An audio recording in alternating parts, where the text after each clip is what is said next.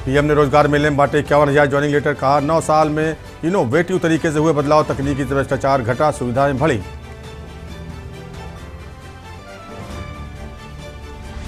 खत्म हुआ इंतजार। अयोध्या में 22 जनवरी को प्राण प्रतिष्ठा समारोह। 15 से 24 जनवरी तक होंगे अनुष्ठान। 22 जनवरी को पीएम मोदी पहुंचेंगे अयोध्या।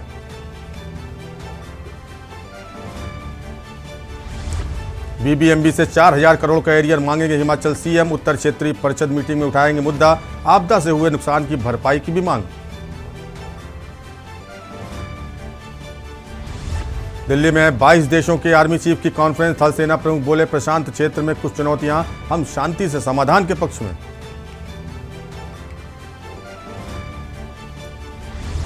ब्रिटेन की वैक्सीन टास्क फोर्स के चीफ का बयान, अगली महामारी 5 करोड़ लोगों की ले सकती है जान। डब्ल्यूएचओ ने इस एंटीसिपेक्टिक महामारी को डिजीज एक्स का दिया नाम।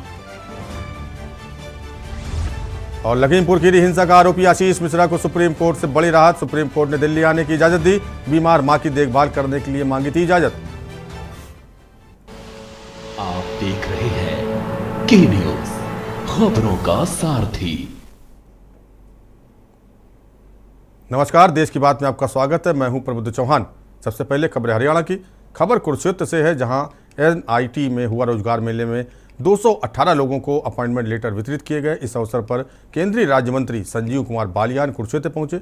वहीं देश के प्रधानमंत्री नरेंद्र मोदी ऑनलाइन प्रणाली से जुड़कर वितरित किए हुए नियुक्ति पत्रों को दिया। केंद्रीय राज्य मंत्री संजीव बालियान कुरुक्षेत्र कार्यक्रम में मौजूद रहे और नियुक्ति पत्र भेंट किए। बैंकिंग विभाग से 2 कर्मचारी, एनआईटी क्षेत्र से 18 कर्मचारी। अब मैं विधायक कुरुक्षेत्र श्री सुभाष सुधारी से अनुरोध करूंगी कि वो आए और हमारे प्रधानमंत्री।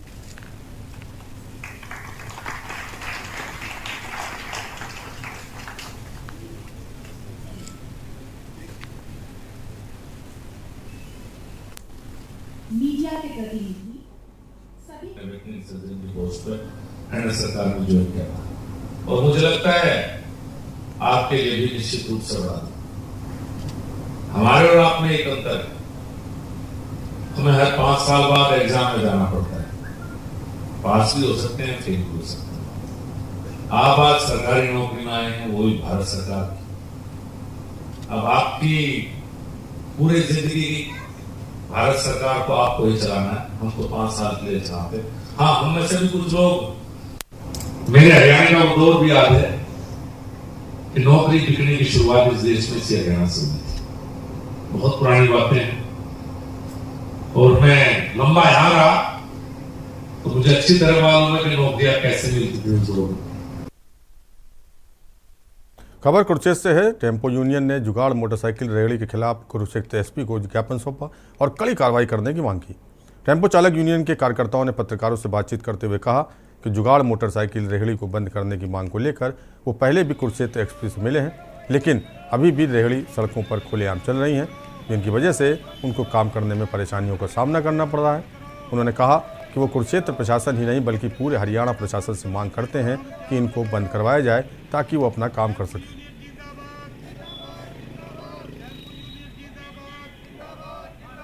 और इससे पहले भी मिल चुके हैं हमारे प्रधान जी, और उसकी मम्मी बीमार है, एडमिट है हार्ट अटैक के कारण, वो आ नहीं सके, नहीं तो उन्होंने भी आना था, जो हमारे हरियाणा के प्रधान हैं।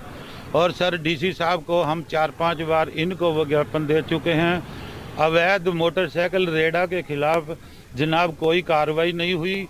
आपका बहुत बहुत धन्यवाद। आप हमारी इस प्रॉब्लम को कवरेज करने के लिए पहुँचे हो। आप यहाँ हमें कवरेज करने के लिए पहुँचे हो। जनाब हमारी रिक्वेस्ट है कुरुक्षेत्र प्रशासन से नहीं बल्कि हरियाणा के प्रशासन से हम पुरजोर निवेदन करते हैं कि हरियाणा के अंदर जितने भी अवैध मोटरसाइकिल रेड़े हैं उनको बंद किया जाए। कुरुक्षेत्र के शाहबाद में नेशनल हाईवे पर एक अज्ञात वाहन की चपेट में आने से एक व्यक्ति की मौत हो गई। वहीं दुर्घटना की सूचना मिलते ही पुलिस और मौके पर पहुंची और अज्ञात शव को कब्जे में लेकर उसकी शिनाख्त करवाने की कोशिश की, लेकिन मौके पर पहुंचे जिला जांच अधिकारी सब इंस्पेक्टर ने जानकारी देते हुए बताया कि सूचना पर मौके पर पहुंचे और शव कब्जे में लिया। सूचना प्राप्त हुई थी कि एक डेड बॉडी नाम पता नामालूम व्यक्ति की कारण पड़ी है, मौका पर आए हैं। अभी इसकी कोई शिनाख्त नहीं हो पाई है। इसकी शिनाख्त कर पहले इसके कोई देखते हैं बयान लेके किसी का, यहाँ किसी ने देखा है तो उसके बयान पे पर्चा दे देंगे। जो भी कार्रवाई होगी मुनासिब कार्रवाई करेंगे, पोस्टमार्टम करवाएंगे और इसकी शिनाख्त करवाने की कोशिश की जाएगी। खबरें पंजाब से है। पटियाला के माता कौशल्या अस्पताल में डेंगू के मरीजों के लिए विशेष प्रबंध किए गए हैं। डॉक्टर सुमित ने बताया कि डेंगू के कुछ मरीज इलाज करवाने आए थे, जिसमें से 2 व्यक्तियों की मौत हो चुकी है, जो में डेंगू के लक्षण पाए गए। सब कुछ कंट्रोल में है। उन्होंने लोगों से अपील करते हुए कहा कि अपने घरों में पानी को इकट्ठा ना होने दें, जिससे उसमें मच्छर पैदा ना हो, क्योंकि डेंगू इन पानी के कारण ही फैलता है। उन्होंने डेंगू के जो मरीज हादसे में पहुंच रहे हैं उनके लिए विशेष सुविधा की बात कही।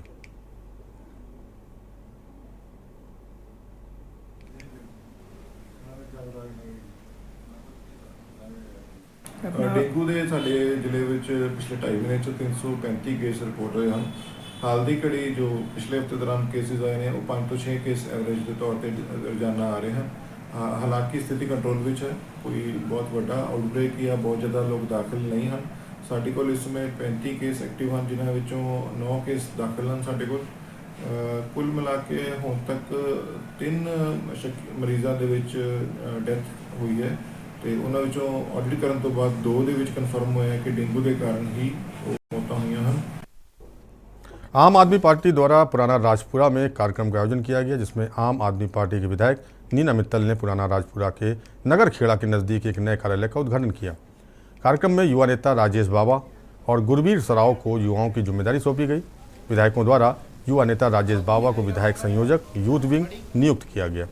इस मौके पर विधायक नीना मित्तल ने पत्रकारों से बातचीत करते हुए कहा कि पुराना राजपुरा में लोगों की समस्याओं के समाधान के लिए नए कार्यालय का उद्घाटन किया गया है।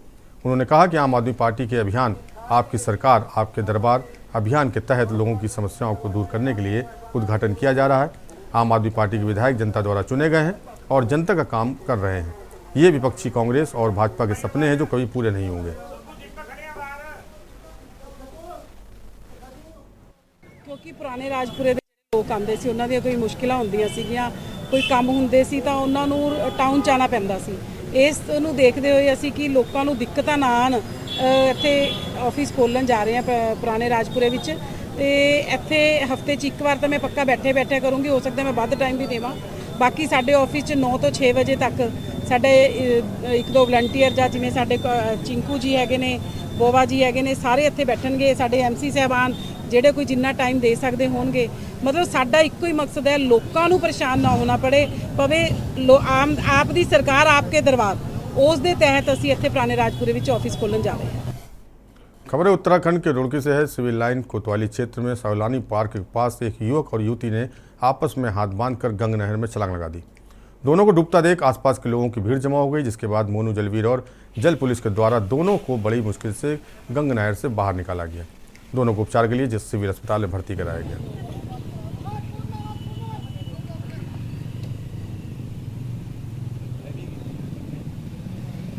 घूमना आए तो यार प्यार का मामला है, कुछ नहीं समझ में आया अभी तक। ये वहाँ सोलानी नदी है, वहाँ से दोनों कूद गए और हाथ में इन दोनों ने हाथ बांध रखा था ब्राउन टेप से। इन्होंने हाथ पे टेप लपेट के रखी थी दोनों। लड़का था वो ऊपर आ रहा था, लड़की है वो नीचे बैठ गई थी। हमने पहले ऐसा समझा लड़का निकल रहा है तो लड़की को निकाला, और तो देखा तो लड़की भी थी। हमने लड़की सांस ऐसा हमें लग रहा था रुक गई है, तो हमने लड़के का पानी निकाला। तब देखा लड़की के अंदर सांस है, तो उससे हाथ चक्कू से उससे टेप काटी। टेप काटने के बाद उसके अंदर से पानी था, लड़के के अंदर से वो निकाला है। और उसके बाद एम्बुलेंस को फ़ोन करा हमने, हमारे साथ जल पुलिस वाले थे वो साथ थे। हमने एम्बुलेंस भी फ़ोन करा, वो भी टाइम पे नहीं आई। वो बोली हम मंगलोर है। फिर हमने बेटी वाली रिश्ता रोकी है, उसके बाद यहाँ सरकारी अस्पताल लाए हैं। अब ऐसे सही है, नॉर्मल है, उसके घर वाले भी आ गए लड़की से। खबर उत्तरकाशी से है, जहां यमुनोत्री धाम का मुख्य पड़ाव जानकी चट्टी में व्यवस्था की हालात बेहद खराब है। व्यवस्था के नाम पर बड़े बड़े वादे और बातें की जाती हैं, लेकिन व्यवस्थाएं कुछ नहीं दिखाई देती। घोड़े खच्चर डंडी वालों के द्वारा रोड जाम जैसे हालात दिखाई देते हैं, जिससे यमुनोत्री धाम में आ रहे श्रद्धालुओं को इनके चलते काफ़ी दिक्कतों का सामना करना पड़ रहा है। यहाँ दिक्कत श्रद्धालुओं को ही नहीं बल्कि स्थानीय लोगों को भी आ रही है, लेकिन इसकी कोई सुध लेने वाला नज़र नहीं आ रहा है और ना ही कोई व्यवस्था के प्रति ध्यान दे रहा है।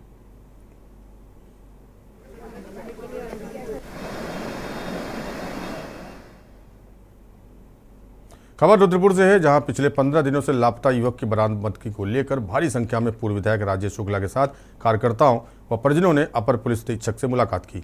साथ ही युवक के सकुशल बरामदगी की मांग की।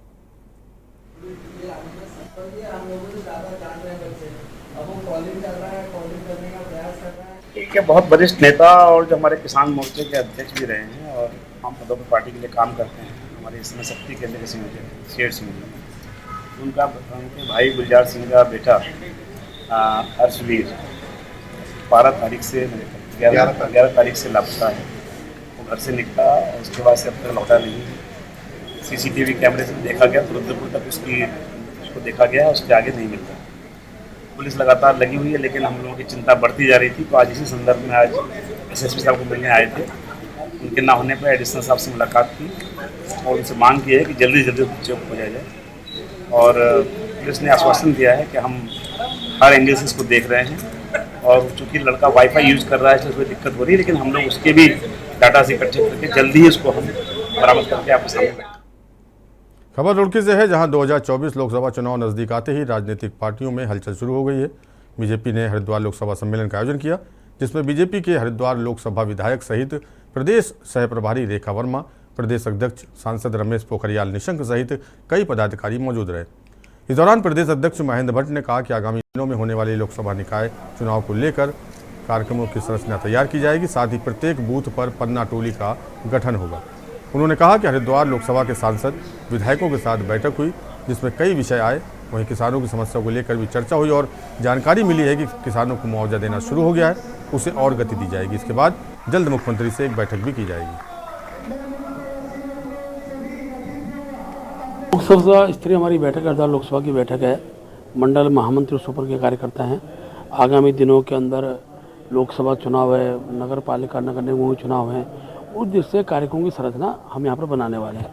खासतौर पर बूथ सशक्तिकरण का विषय है और हम लोग प्रत्येक बूथ पर पन्ना टोली तक की हमारी रचना का गठन होगा। उस दृष्टिकोण के कार्यक्रम हमारे आज की बैठक में बनने वाले हैं। सर, किस तरीके की राजनीति रहेगी, क्योंकि हरिद्वार जिले में काफ़ी तो ठीक है, वो सारे विषय आज के अभी विधायकों से हम लोग बैठे हुए थे, अनेकों विषय हैं और माननीय मुख्यमंत्री वो सारे विषय जाएंगे। तो किसानों की जो समस्याएं, उन समस्याओं को लेकर भी कैसे उनको यथासमय मुआवजा उनको प्राप्त हो जाए। मुझे जानकारी मिली है कि मुआवजा देना वितरण प्रारंभ हो गया, लेकिन उसमें और गति मिले उस दृष्टिकोण की संरचना आज के अभी विधायक और सांसदों की बैठक थी। उस बैठक में हमने ये निर्णय लिया और माननीय मुख्यमंत्री से बहुत जल्दी एक बैठक करने वाले हैं। एक सवाल है,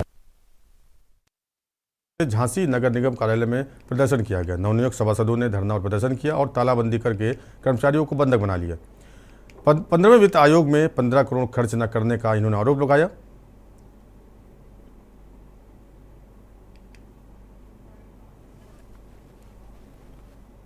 अमरोहा में शारीरिक संबंध बनाकर ब्लैकमेल करने का मामला सामने आया है। ब्लैकमेल करने वाली महिला गैंग का वीडियो वायरल हुआ है। किसान नेता को जंगल में ले जाकर वीडियो बनाया गया। किसान नेता को महिला ने साथियों से जमकर पिटवाया भी। वीडियो दिखाकर महिला ने उससे 5 लाख की डिमांड की। पैसे नहीं देने पर वीडियो सोशल मीडिया पर वायरल कर दिया। पुलिस ने आरोपी महिलाओं को जेल भेज दिया है। महिला दुष्कर्म का आरोप लगा रही है। दरोना का पूरा मामला बताया जा रहा है।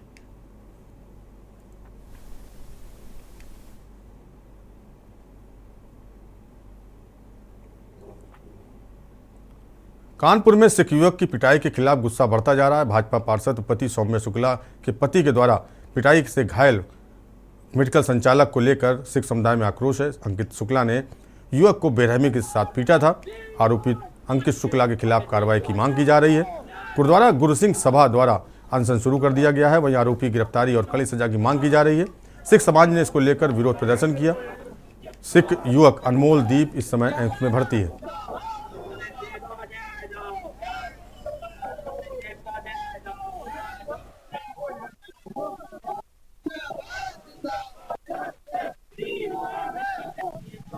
कि ये जो घटना 23 तारीख को हुई थी, एक सिख परिवार के बच्चे को नशे में चूर और सत्ता के लोभ में अहंकारी आदमी सौम्या शुक्ला, उसके आदमी प्लस उसके पति ने 4-5 लोगों ने मिलकर उस सिख भाई को इतना मारा है और जरा सी बात पे एक ओवरटेकिंग के चक्कर में उसने मानवता की सारी हदें पार कर दी और उसकी दोनों आंखें डैमेज हो गई हैं, जिसके विरोध में आज हम यहाँ एकत्र हुए हैं।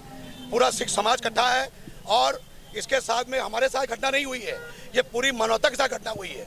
इसका जोरदार विरोध करेंगे हम और सीपी महोदय से भी कल हम लोग मिले थे, उन्होंने आश्वासन दिया गिरफ्तारी का। अभी तक गिरफ्तारी नहीं हुई और किसी प्रकार की कोई अभी तक उस पर कानूनी कार्रवाई नहीं हुई। और यहाँ रुकेंगे छोटे ब्रेक के लिए। आप देख रहे हैं के न्यूज, खबरों का सारथी। खबर यूपी गोंडा से है, जहां फाइनेंस कंपनी के एजेंटों से हुई लूट के मामले में पुलिस को सफलता मिली है। लूट करने वाले 5 बदमाशों में से 4 को पुलिस ने गिरफ्तार कर लिया है। पुलिस से हुई मुठभेड़ में 4 लोगों की गिरफ्तारी के साथ ही एक बदमाश अंधेरे का फायदा उठाकर फरार हो गया। इसमें अभियुक्तों में करण, अभिषेक, लल्ला और अभय को पुलिस ने गिरफ्तार किया है। बदमाशों का एक साथी अभी भी फरार है। पुलिस मुठभेड़ में करण और अभिषेक को गोली लगी है। अभियुक्तों के पास से 36,000 रुपये बरामद किए गए हैं। नगवा मोड़ गोसाईपुरवा का पूरा मामला बताया जा रहा है।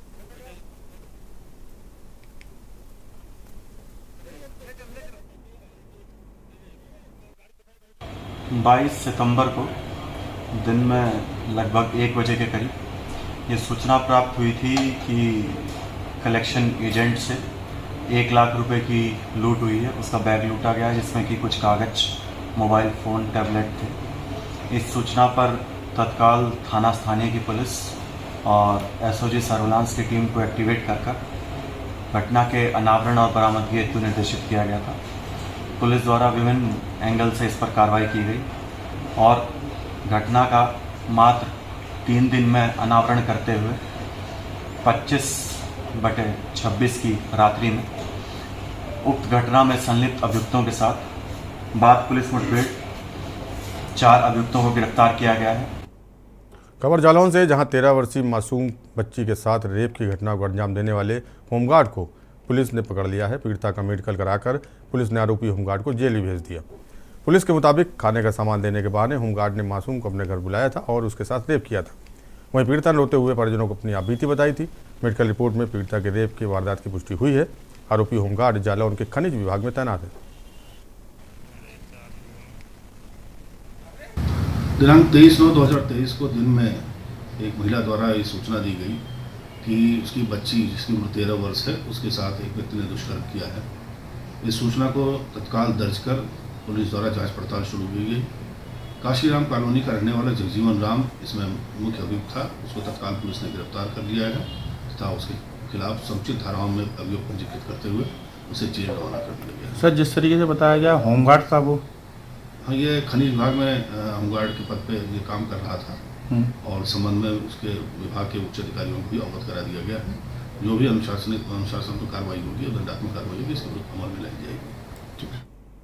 कुशीनगर के रामकोला विकास खंड के गांव खोटही में 1 सप्ताह से बच्चों में तेज बुखार और झटके के कारण 3 मासूम बच्चों की मौत हो गई है। बच्चों की मौत होने के मामले में जिसकी उम्र 7 वर्ष को जेद बुखार हुआ, उसके परिजन पहले सरकारी अस्पताल ले गए, लेकिन समुचित इलाज न होने के कारण उनको मेडिकल कॉलेज गोरखपुर ले जाया गया, जहाँ मासूम की इलाज के दौरान मौत हो गई।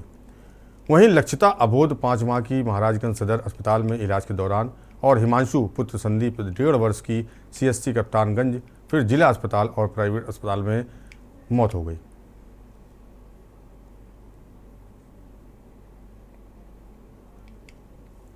था फिलहाल में, और बुखार था कुछ दिन से, 1 हफ्ता पहले।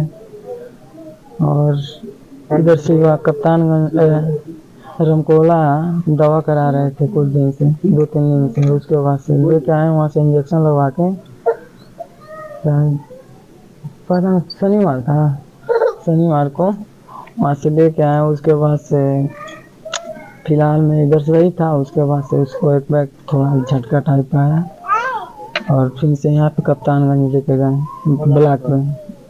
ब्लॉक पे कुछ टाइम देखे, नहीं सही हुआ तो हम बोले हमको रिफर कर दो हमारा बच्चा। तो गाँव में वो बुखार से ही काफ़ी बच्चे की तबीयत खराब था।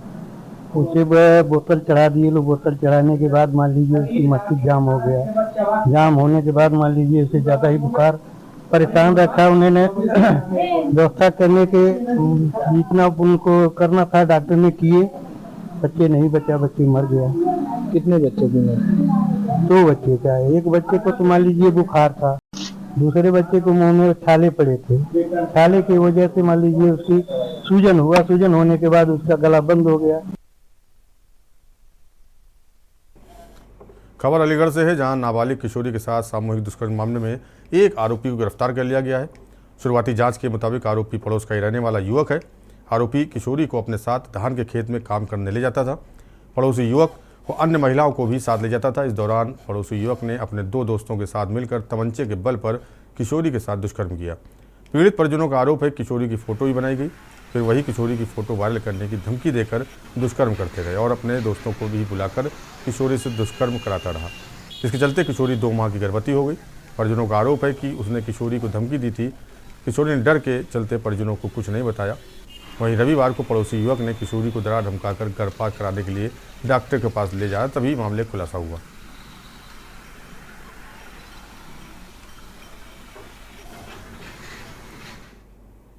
खबर गोंडा से है, जहां गोंडा में ओवर रेट से देशी शराब बिकने का मामला सामने आया है। देशी शराब के ठेके की दुकान पर प्रिंट रेट से ज़्यादा रुपए लेकर सेल्समैन शराब बेच रहे हैं।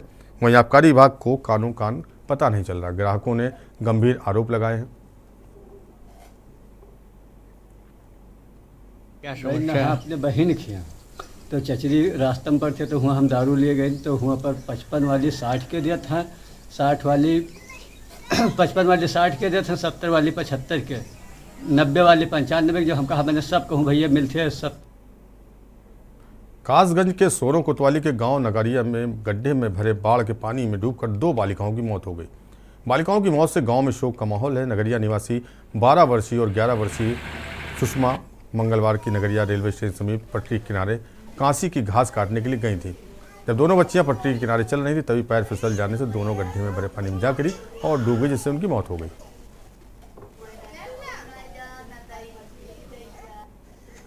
सिंह के काटन गई हैं, अब उनको जा पता ना जे पानी में कैसे घुसी हैं, पल्ले पार से जे पानी में घुसी हैं। अच्छा, नाम का है अम्मा इनके?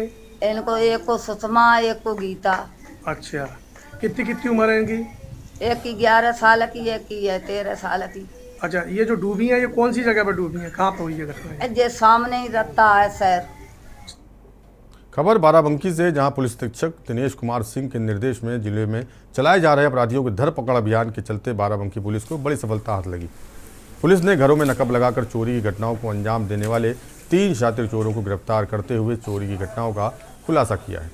पुलिस ने चोरों के कब्जे से लाखों की कीमत के जेवरात और मोबाइल फोन बरामद किए। जून के महीने में और जुलाई के महीने में थाना जैदपुर के अंतर्गत तकिया गांव में और कस्बे में 2 चोरियां हुई थी, जिसमें एक बालाजी ज्वेलर्स के यहाँ चोरी हुई थी। इसमें टीम लगातार काम कर रही थी। इसमें सूत्र मिल रहे थे, लेकिन अभियुक्तों की गिरफ्तारी में थोड़ा समय लगा, क्योंकि अभियुक्त क्षेत्र से भागे हुए थे, काफ़ी दूर निकल गए थे।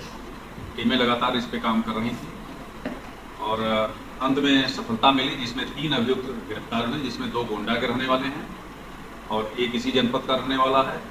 इनके कुछ और साथी हैं जिनकी गिरफ्तारी के लिए टीम लगी हुई है। इनके कब्जे से चोरी गई एक मोबाइल बरामद हुई है, नगद धनराशि बरामद हुई है, लाखों रुपए के जेवरात भी इनसे बरामद हुए हैं। इनके द्वारा पूछताछ में बताया गया है कि आसपास के जनपदों में इनके द्वारा इस तरह घटना की गई है, जहां से संपर्क करके इनकी क्रिमिनल हिस्ट्री ली जा रही है। बाराबंकी जिले में बाहुबली मुख्तार अंसारी पर चल रहे फर्जी एम्बुलेंस मामले में कोर्ट में वसूली पेशी हुई। वीडियो कॉन्फ्रेंसिंग के जरिए कोर्ट में पेश हुए मुख्तार अंसारी ने अपनी बात न्यायाधीश के सामने रखी। अभियोजन गवाह संख्या 3 इंस्पेक्टर सुरेंद्र प्रताप सिंह की गवाही होनी थी, लेकिन गवाह के पिता की तबीयत खराब होने के चलते वो कोर्ट में पेश नहीं हो पाए, जिसके चलते MPMLA कोर्ट 19 में सुनवाई के बाद अब इस मामले की अगली सुनवाई 30 सितंबर को होगी। सरकार बना मुख्तार अंसारी गैंगस्टर एक्ट की विशेष सत्र न्यायाधीश MPMLA कोर्ट कमल खान श्रीवास्तव साहब के वहां पेशी थी। अभियोजन गवाह संख्या 3 इंस्पेक्टर सुरेंद्र प्रताप सिंह को आना था, लेकिन उनके पिताजी की तबीयत बहुत खराब हो जाने के कारण वो उपस्थित नहीं आए, जिस पर न्यायालय ने 30 सितंबर की तारीख निश्चित कर दी। आज डॉक्टर अलका राय व राजनाथ यादव उपस्थित आए। शेष अभियुक्तों की हाजिरी माफी दी गई, जो स्वीकार हो गई। वीडियो कॉन्फ्रेंसिंग से मुख्तार अंसारी की पेशी हुई और आगे उन्होंने अपने संबंध में सामान्य बातें बताई न्यायालय को। उसके पश्चात कार्रवाई आज भी समाप्त। और देश की बात में फिलहाल इतना ही। देश और दुनिया की बाकी खबरों को देखते रहिए के न्यूज़ इंडिया और मुझे दीजिए इजाज़त। नमस्कार।